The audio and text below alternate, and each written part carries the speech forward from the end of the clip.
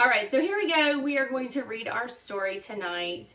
And this one is not Max and Ruby, actually. It is called Shy Charles. And it's a different book that she has written. I thought it would be neat to see this one. It's about a little boy who is very scared to talk. He doesn't like to talk at all to anyone. And so let's find out what happens to Shy Charles.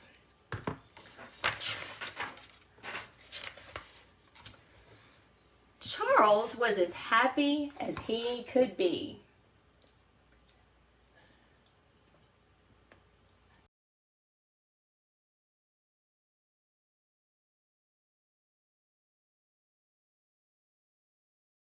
He wouldn't talk to Wanda Sue, and he never went near the phone. So this is Charles. Back it up. Yeah, that's good. And see that old phone? I don't even know if you boys and girls know what that kind of phone is. Okay. Yeah. It's a new day, said Charles' mother. Let's go to the store and say hello. We'll buy a sweet potato pie and we'll say goodbye before we go. What a wonderful morning, said Mrs. Valinsky. A chocolate surprise for my beautiful boy.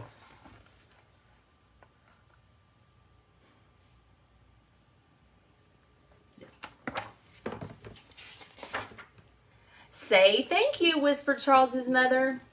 Thank you, yelled Mrs. Valinsky. Enjoy. His mother told him, say goodbye. Charles hid in a flour sack. Goodbye with kisses, said Mrs. Valinsky. Someday when he's big, he'll kiss me back.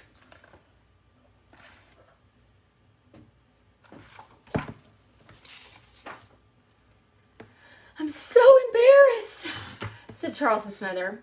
You never say goodbye or thank you. Lucky for you that I'm so nice. Another mother would spank you. This can't go on, said Charles's dad. I'm sick and tired of thank you fights. It's time he played football or joined the ballet. Those are two very different things. Next Tuesday, Charles was in tights. Isn't he sweet? Cried Madame Loufleur. Charles wouldn't say maybe, or no, or yes.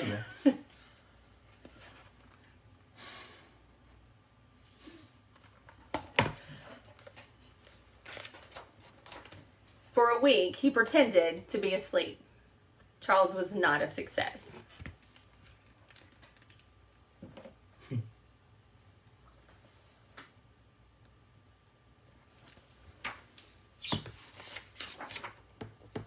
So Charles' father took him to town and bought him some beautiful football things. The shirt was a scarlet with shoulder pads. The helmet had silver wings.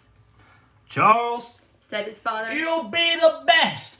Like lightning you'll streak across the grass. Like butter you'll melt the defensive line and you'll throw the winning pass.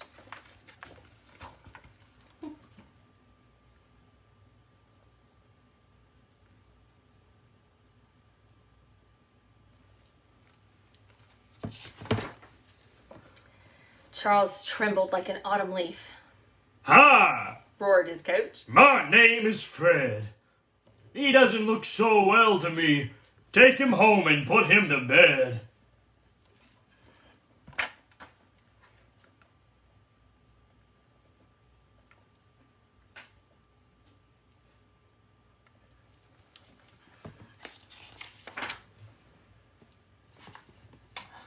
Charles, said his dad, you're a jelly roll. You're just a cowardly custard. You're like a sandwich without the bread. Not to mention the ham and mustard. How will you ever go to school or find a job or get married? Charles sat down and cried so hard he had to be carried. Then Charles's father murmured low, A babysitter is coming tonight. You know the one. It's Mrs. Block. And everything will be all right. Must be a babysitter that he likes.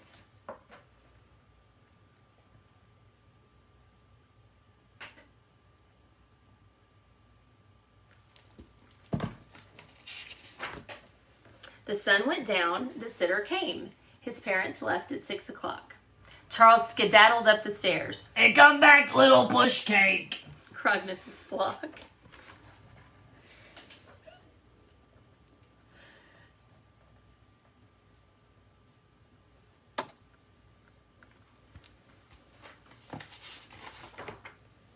Charles played happily in his room. He made a spaceship out of his chairs.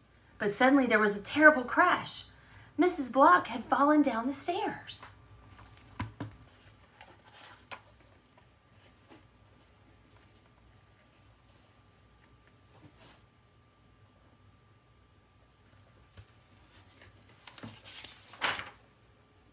Charles got her onto the sofa. He told her, Now, don't be nervous.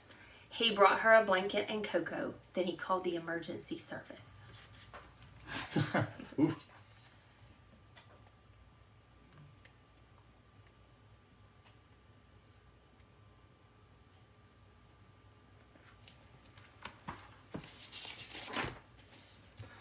He saved my life.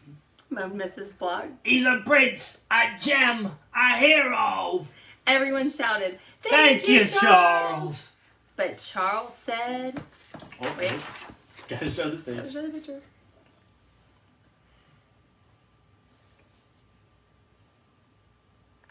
What do y'all think Charles said?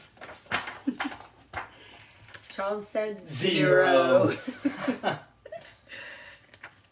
So Charles was very shy and he was very worried about talking and speaking. But guess what? When it was important, Charles spoke and he called the emergency service when he needed to help his babysitter. So a very sweet book, and we love Rosemary Wells. She's awesome. And thank you, Dial Publishers, for allowing us to read this story tonight. Y'all have a great night, Wildcats. See you tomorrow at 7.